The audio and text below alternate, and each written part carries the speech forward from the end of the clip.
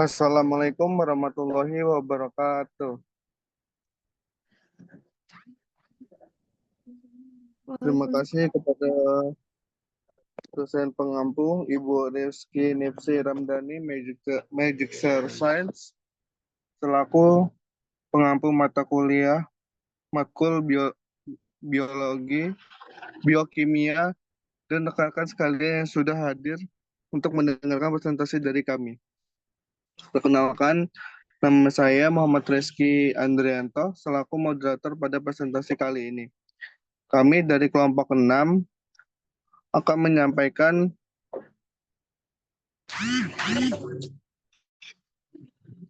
presentasi dari kelompok kami. Dan kali ini saya tidak sendiri, saya ditemani dengan rekan-rekan saya, ada Amanda Salsabila, yang kedua Maharani, yang ketiga saya sendiri, yang keempat ada Nazwa Putri, yang kelima ada Tiara Mawati, yang keenam ada Triska Lorenzi, yang ketujuh Wiradinia, yang ke-8 adalah Putri. Dan selanjutnya akan dibacakan oleh rekan saya. Dipersilakan.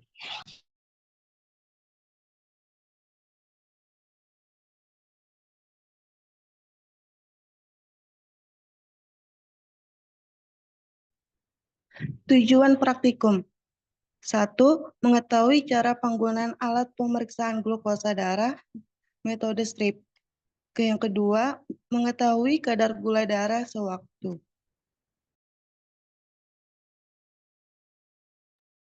Pendahuluan. Cek gula darah merupakan pemeriksaan yang dilakukan untuk mengetahui kadar glukosa di dalam darah. Terdapat beberapa jenis tes untuk memeriksa gula darah, salah satunya pemeriksaan gula darah sewaktu, yakni tes gula darah yang dapat dilakukan kapan saja, tanpa perlu mempertimbangkan waktu makanan terakhir.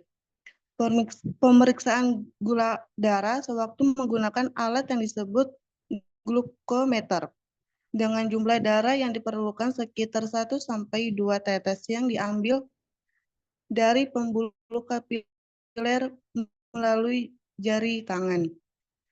Interpretasi terdapat hasil pemeriksaan gula darah sewaktu tentu berbeda dengan jenis tes lainnya. Rentang normal pemeriksaan kadar gula darah sewaktu adalah kurang dari 200 mg per dl dan lebih dari 70 mg per dl. Jika hasilnya di atas 200 mg per dl, maka seseorang memiliki kemungkinan menderita diabetes, sehingga perlu dilakukan jenis tes lainnya untuk memastikan seperti tes gula darah, puasa, atau tes toleransi glukosa oral.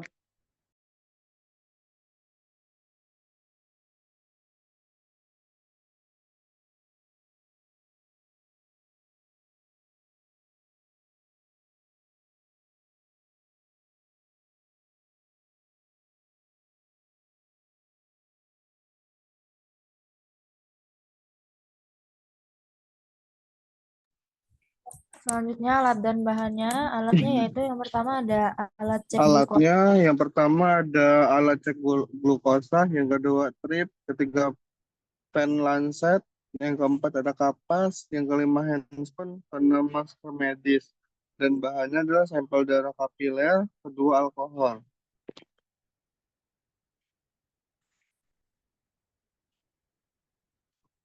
Prosedur pemeriksaan yang pertama adalah mencuci tangan hingga bersih, keringkan menggunakan tisu, lalu menggunakan handscoon.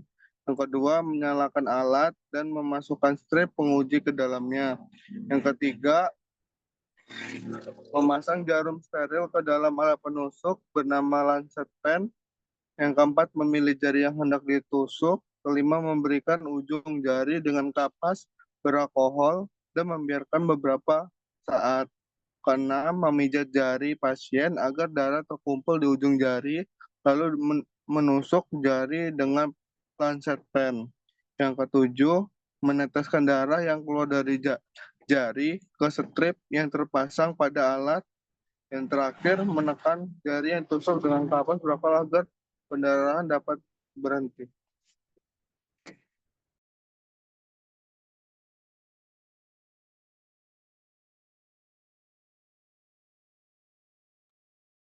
Hasil pemeriksaannya yaitu yang pertama ada Amanda Salsabila, usia 19 tahun, jenis kelaminnya perempuan, kadar glukosa darahnya 141 mg per dl, keterangannya normal.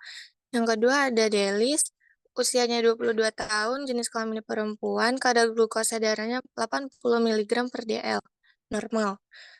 Yang ketiga ada Muhammad Rizky Andrianto, usia 22 tahun, jenis kelaminnya laki-laki, kadar glukosa darahnya 86 mg per dl, normal. Yang keempat ada Maharani Liantiza, usianya 19 tahun, jenis kelaminnya perempuan, kadar glukosa darahnya 86 mg per dl, terangannya normal.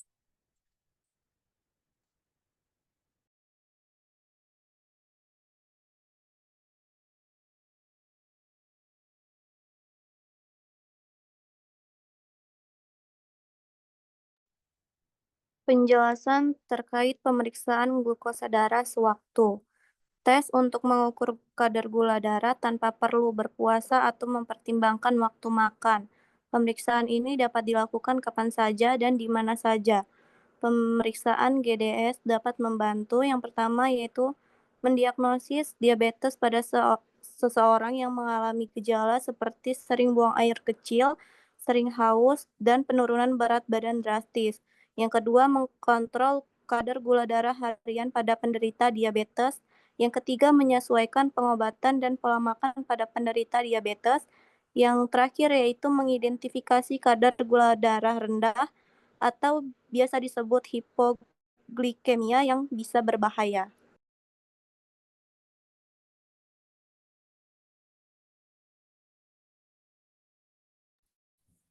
Selanjutnya pembahasan hasil pemeriksaan yaitu dengan nama Probandus Tuan M. Rizky Andrianto, usia 22 tahun, jenis kelamin laki-laki dengan kadar glukosa darah 86 mg.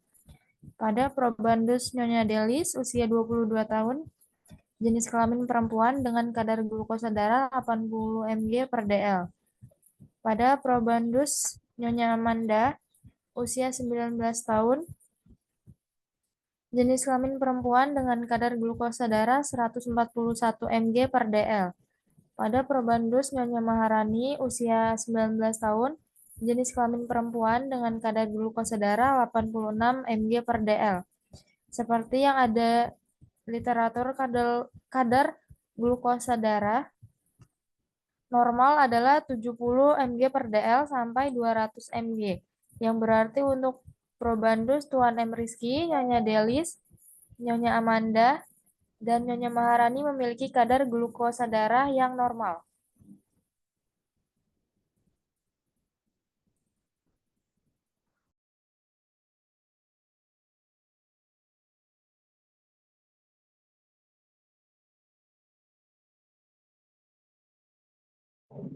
Selanjutnya akan ada sesi tanya jawab. Dipersilakan untuk yang ingin bertanya. Izin bertanya, Kak. Ya, silakan. Rizka Johara dari kelompok 4 ya. Kan biasanya pasien diabetes itu keluhannya itu lukanya susah kan untuk sembuh. Itu karena regenerasi kulitnya yang berkurang. Tapi pasien diabetes itu juga kadang itu gatel-gatel terus kakinya itu sering nyeri-nyeri, itu kenapa ya, Kak? Penyebabnya itu kenapa? Apa faktor yang membuat dia itu gatel-gatel serta kaki dia itu sakit gitu, Kak? Selain dari susah untuk nyembuhin luka, kenapa? Ya, Kak, ditunggu ya, Kak, jawabannya.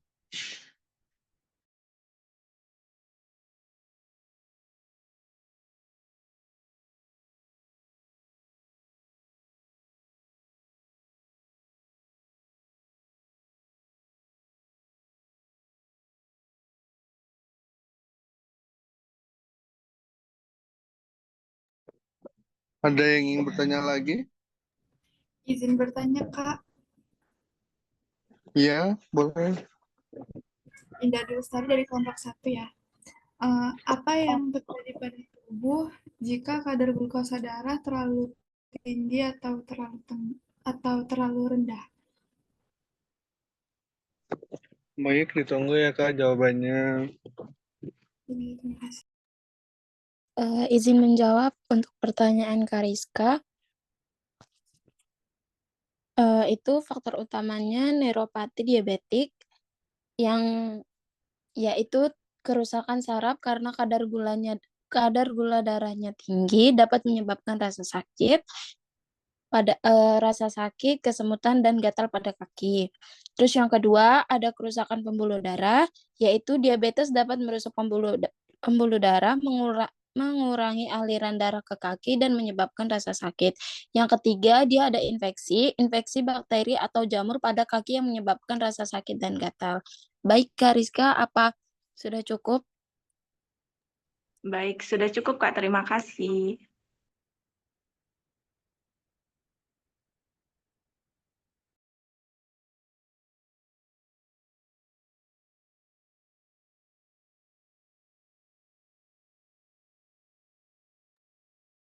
Kak, maaf Kak, yang kedua tadi soalnya apa ya Kak ya? Apa yang terjadi pada tubuh jika kadar glukosa darah terlalu tinggi atau terlalu rendah? Baiklah, terima kasih.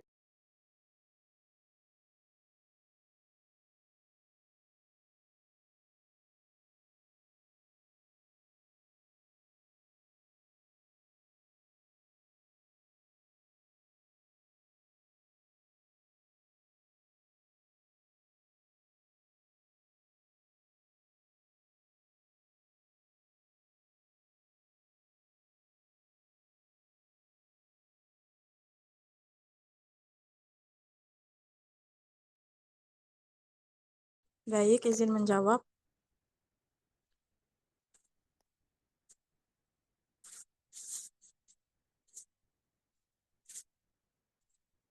Apa yang terjadi? Aduh.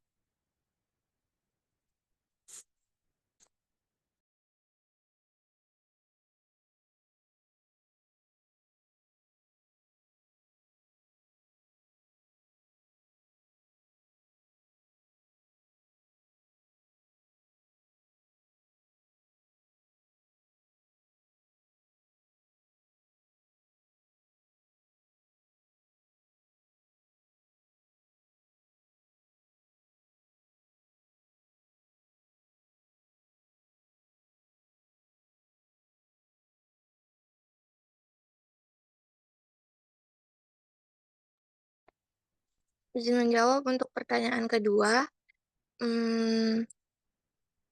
Apa yang terjadi dalam tubuh jika kadar gula di dalam darah terlalu tinggi atau rendah?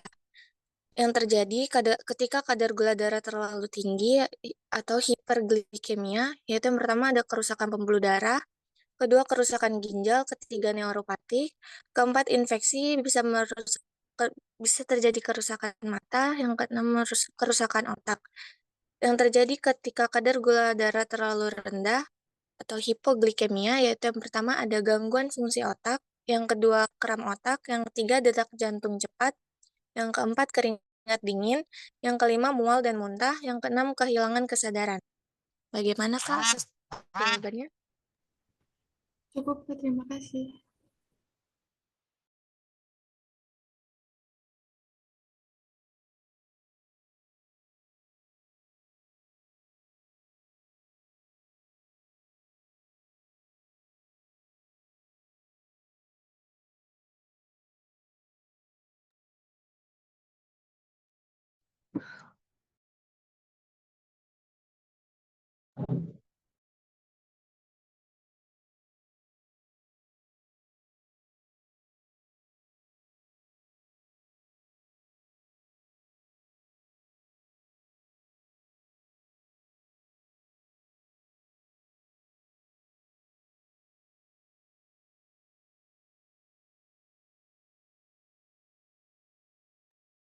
Baik, moderator saya ambil alih. Di sini saya akan memaparkan tugas yang uji asam urat. Tujuan praktikumnya, 1. Mengetahui cara menggunakan alat pemeriksaan asam urat metode strip, 2. Mengetahui kadar asam urat. Selanjutnya, dibaca oleh rekan saya, yaitu Nabila. Pendahuluannya itu tes asam urat merupakan pemeriksaan yang dilakukan untuk mengetahui kadar asam urat di dalam darah atau urin. Asam urat adalah senyawa alami yang diproduksi tubuh dan terbentuk dari penguraian zat urin dari makanan atau minuman. Senyawa tersebut sebenarnya tidak menimbulkan masalah selama kadarnya masih berada di batas normal. Sebaliknya, saat kadar asam urat terlalu tinggi, mungkin akan muncul beberapa gejala yang bisa mengganggu. Sebagian asam urat larut dalam darah, kemudian masuk ke ginjal dan akan dikeluarkan melalui urin. Namun, jika tubuh seseorang membuat terlalu banyak asam urat atau tidak banyak asam urat yang dikeluarkan melalui urin. Senyawa tersebut dapat membentuk kristal di persendian. Kondisi ini dikenal sebagai penyakit asam urat. Pada wanita, kadar asam urat normal adalah 2,4 sampai 6,0 mg per dl. Pada pria, 3,4 sampai 7,6 mg per dl. Dan pada anak-anak, yaitu 2,0 sampai 5,5 mg per dl.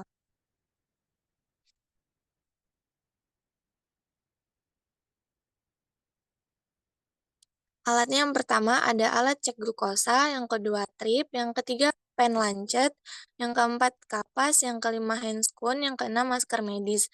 Bahannya yang pertama ada sampel darah kapiler, yang kedua alkohol 70%. Selanjutnya ada prosedur pemeriksaan. Yang pertama, mencuci tangan hingga bersih, keringkan menggunakan tisu, lalu menggunakan handscoon. Kemudian yang kedua, menyalakan alat dan memasukkan strip penguji ke dalamnya. Yang ketiga, memasang jarum steril ke dalam alat penusuk bernama lancet pen.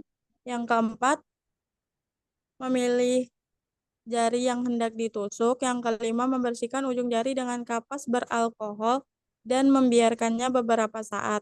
Kemudian yang keenam, memijat-mijat jari pasien agar darah terkumpul di ujung jari, lalu menusuk jari tangan dengan lancet pen. Kemudian yang ketujuh, meneteskan darah yang keluar dari jari ke strip yang terpasang pada alat. Yang ke-8, menekan jari yang ditusuk dengan kapas beralkohol agar pendarahan dapat berhenti.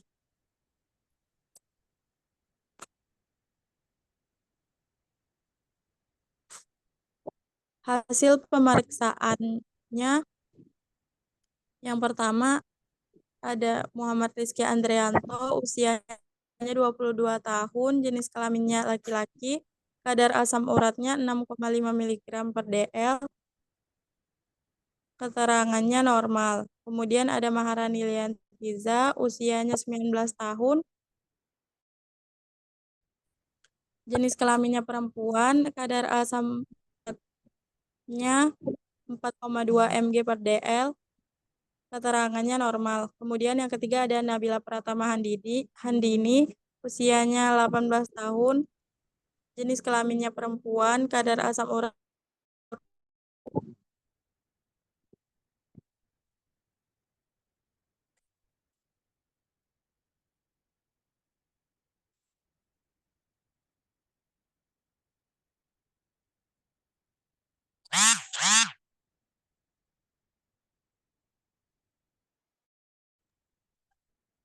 Pembahasannya, hasil pemeriksaan yaitu dengan nama Probandus Tuan M. Rizky Andrianto, usia 22 tahun, jenis kelamin laki-laki, dengan kadar asam urat 6,5 mg per dl. Pada Probandus Nyonya Nabila Pratama, 18 tahun, jenis kelamin perempuan, dengan kadar asam urat 3,1 mg per dl. Pada Probandus Nyonya Maharani, usia 19 tahun, jenis kelamin perempuan, dengan kadar asam urat 4,2 mg per dl. Kriteria normalnya yang pertama pada pria yaitu 3,5 sampai 7,2 mg per dl. Yang kedua pada wanita yaitu 2,6 sampai 6,0 mg per dl. Interpretasi hasilnya yang pertama normal dalam rentang normal.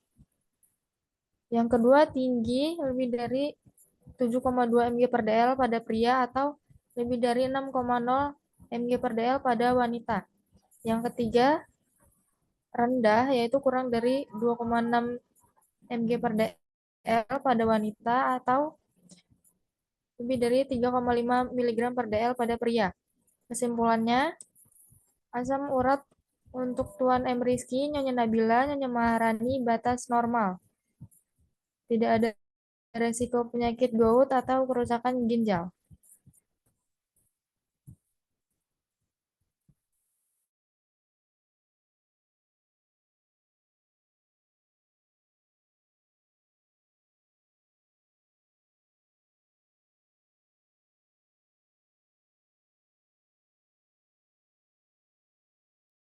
Baik, di sini saya buka sesi tanya jawab untuk 2 orang.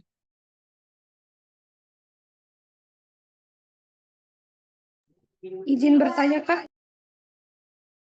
Ya, boleh. Saya Rini, perwakilan dari kelompok 4. Mau bertanya tentang apa perbedaannya kolesterol dengan trigliserid dan bagaimana cara penyembuhannya. Izin bertanya, Kak.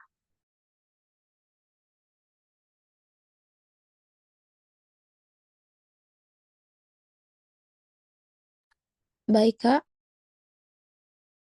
Saya Setia Anggraini dari perwakilan kelompok 1. Apa sih tanda-tanda kadar asam urat terlalu tinggi?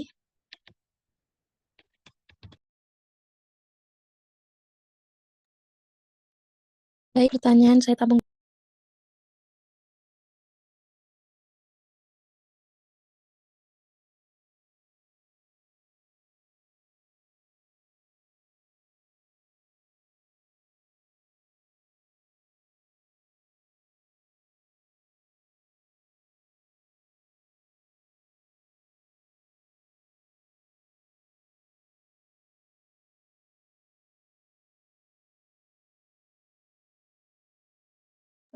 Ralat, Kak, pertanyaan. Tadi itu mau bertanya bagaimana cara menghindari, kan itu kan asam urat itu kan bisa asam urat itu bisa naik. Nah, kenapa pasien asam urat itu tidak boleh makan daun-daun hijau? Oh, baik, Kak. Jadi pertanyaannya, kenapa Pasien orang yang asam sakit asam urat tidak boleh makan daun-daun hijau ya, Kak? Ya, Baik, sebentar ya, Kak. oke, Kak.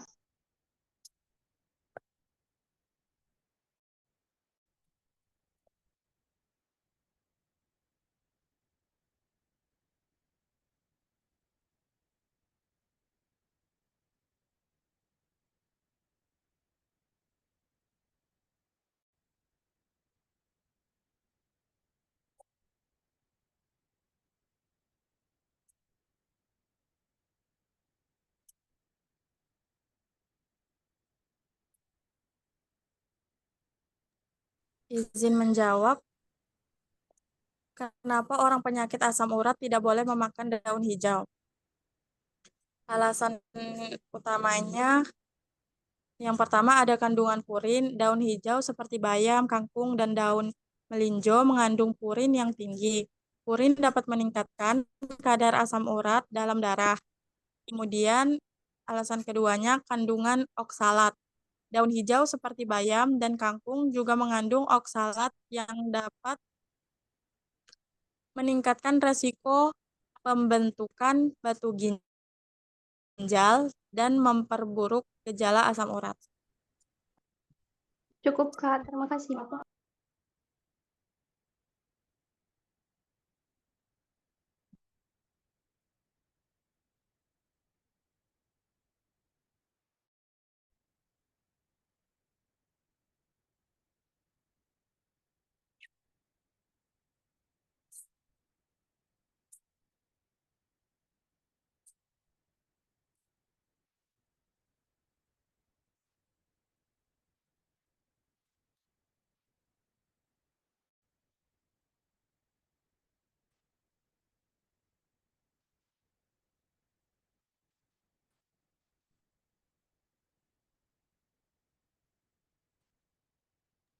Maaf Kak, untuk Kak Septi bisa diulang nggak ya pertanyaannya?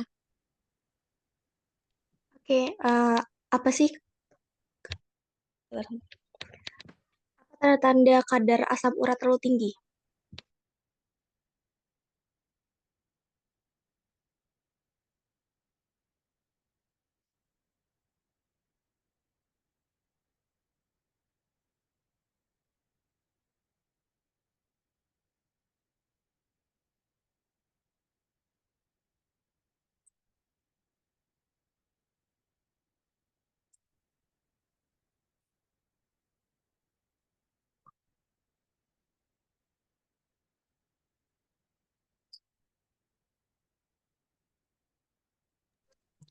Izin menjawab, Kak. Gejala fisiknya seperti nyeri hebat pada sendi, terutama jari kaki, jari tangan, lutut, dan pergelangan kaki. Kedua, pembengkakan dan memerah pada sendi. 3, kesulitan bergerak. 4, benjolan pada sendi topi. 5, kulit kering dan gatal. 6, rambut rontok. 7, kuku rapuh. Gejala kesehatannya demam tinggi, keringat dingin, mual dan muntah, kesulitan buang air kecil, perubahan warna urin, gelap atau keruh. 6, rasa sakit saat buang air kecil jika perubahan warna urin. Terima kasih, Kak. Baik, selanjutnya kita lanjut ke uji kolesterol.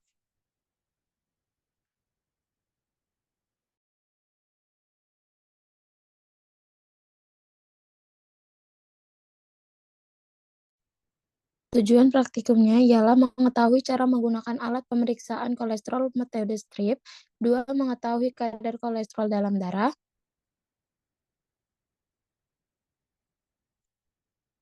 selanjutnya pendahuluannya, tes kolesterol yang disebut juga dengan panel lipid atau profil lipid adalah salah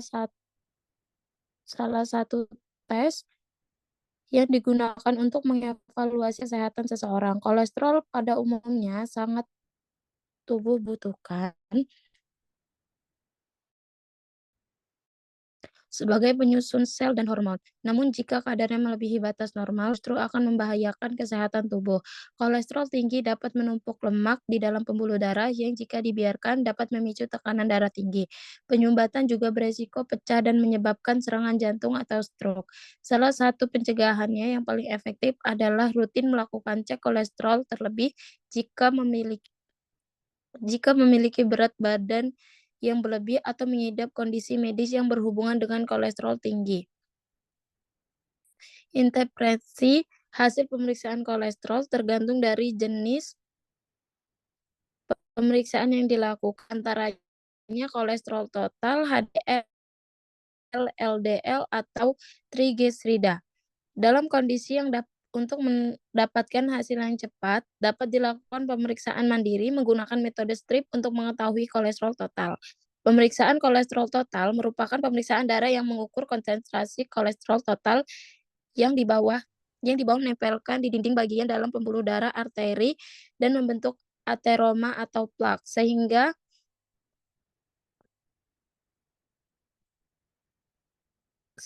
pembuluh darah menyempit dan akhirnya menimbulkan serangan jantung jika menghambat pembuluh darah menuju jantung atau stroke. Jika menghambat pembuluh darah arteri yang menuju ke otak, jika hasil pemeriksaan kolesterol total menunjukkan angka kurang dari 200 mg/dl, maka kolesterol total terhitung normal.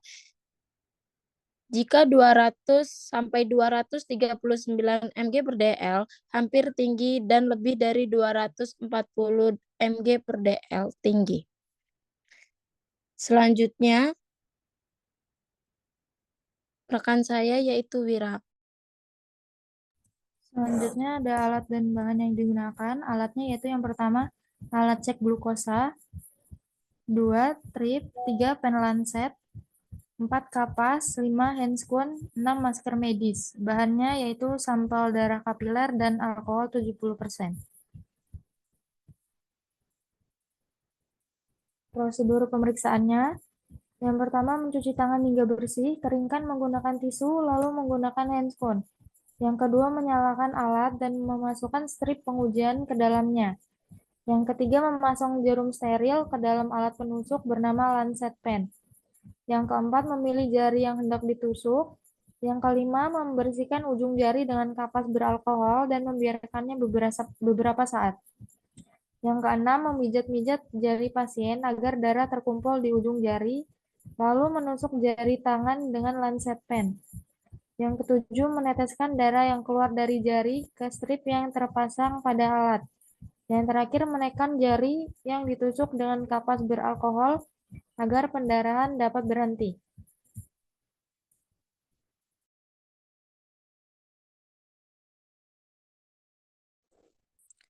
Hasil pemeriksaan yang pertama dari Muhammad Rizky Andrianto, usia 22 tahun, jenis kelaminnya laki-laki, kadar kolesterol 186 mg per dl, keterangannya normal.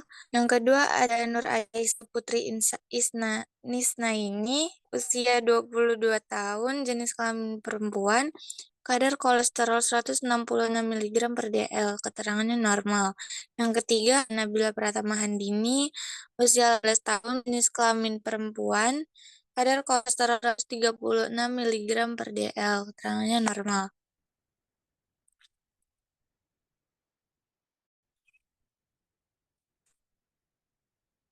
Berikut dokumentasi dari hasil pemeriksaan cek kolesterol.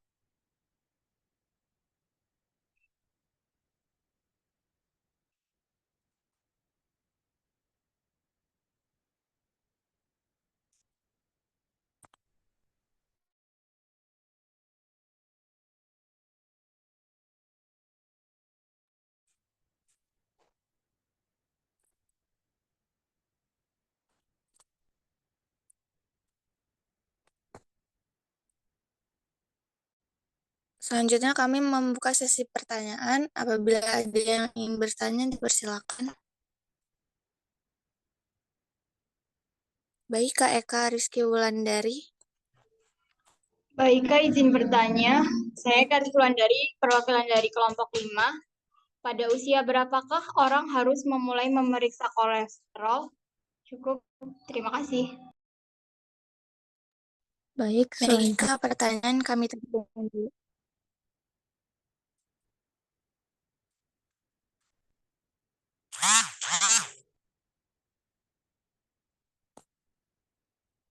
Baik, Kak Septi. Izin bertanya, Kak. Apa dampaknya jika kolesterol kita menumpuk dalam peredaran darah, Kak?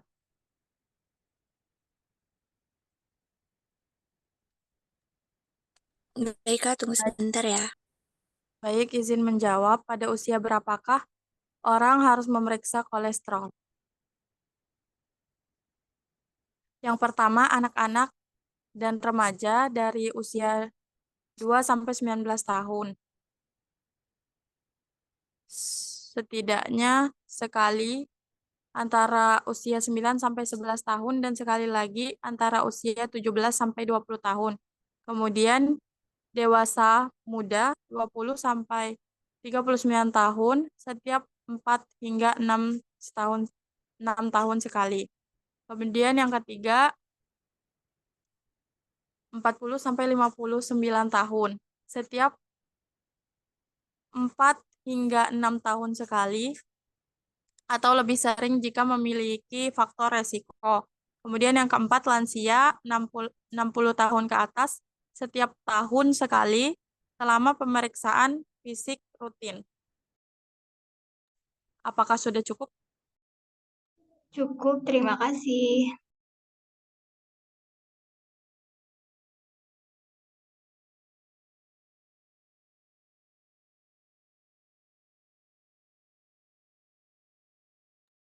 Kemudian dampak kolesterol menumpuk di dalam pembuluh darah.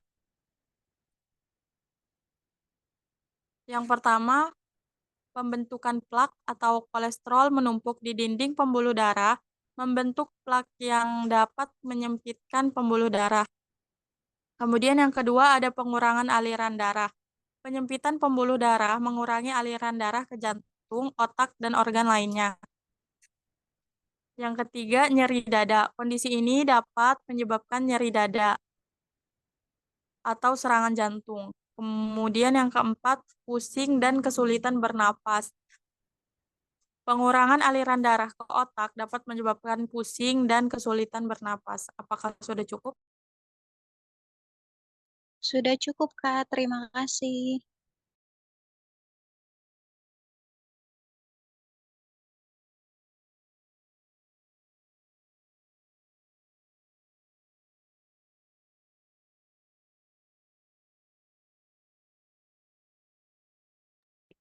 Baik, saya cukupkan. Terima kasih untuk teman-teman yang berpartisipasi untuk bertanya. Dan terima kasih juga untuk Ibu dosen Bu Rizky Nifsi Ramdhani. Saya kelompok 6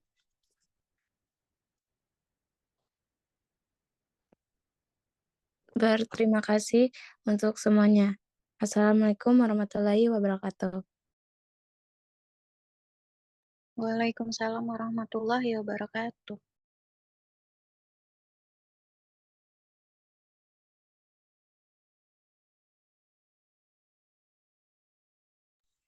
Oke, baik. Terima kasih untuk kelompok 6. Ya, silakan audiens bisa memberikan penilaian ya.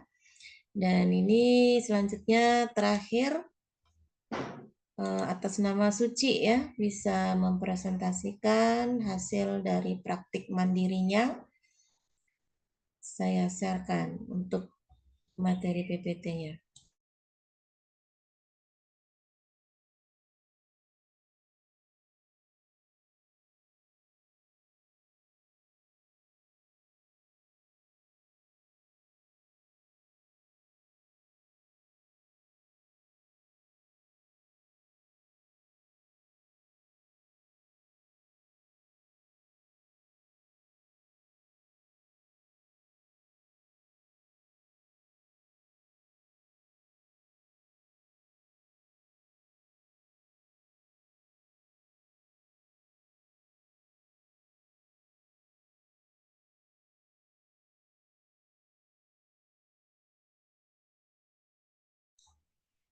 Oke, atas nama Suci sudah hadir? Sudah siap? Ya, setelah saya klik record bisa langsung dimulai ya. Sistem presentasinya sama dengan yang lain. Jadi nanti setiap sesi acara itu silahkan bisa dipersilahkan temannya untuk bertanya ya, untuk bisa dijawab sampai 3 sesi ya, yaitu glukosa darah, kolesterol, dan asam urat. Oke ya.